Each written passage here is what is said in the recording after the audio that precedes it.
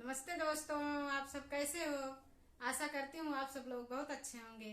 मैं एक होली गीत सुनाने जा रही हूँ, जैसे लगे कमेंट करके जरूर बताना। फागुन खम्मा गड़े हैं गोकुलन में, फागुन खम्मा गड़े हैं गोकुलन में।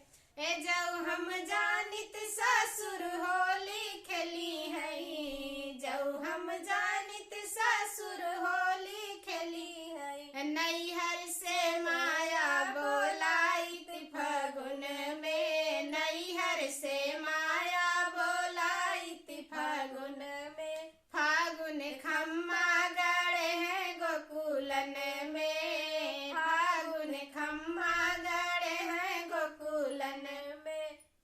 जाऊ हम जानित जेठ होली खेली है, जाऊ हम जानित जेठ होली खेली है। नैहर से भाभी बोलाई फागुन में, नैहर से भाभी बोलाई फागुन में। ए फागुन खम्मा गड़े हैं गोकुलन में, फागुन खम्मा गड़े हैं गोकुलन में। जाऊ हम जानित देवर होली खेली है, जाऊ हम जानित देवर होली खेली है। नैहर से बहिनी बोलाई फागुन में, नैहर से बहिनी बोलाई फागुन में।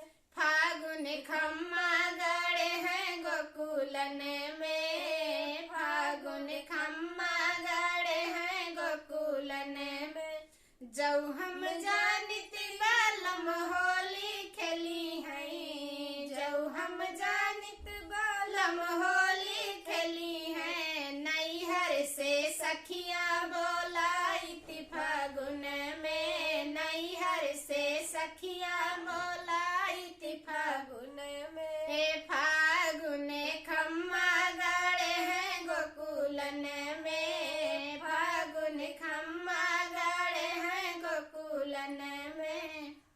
जैसे लगे कमेंट करके जरूर बताना।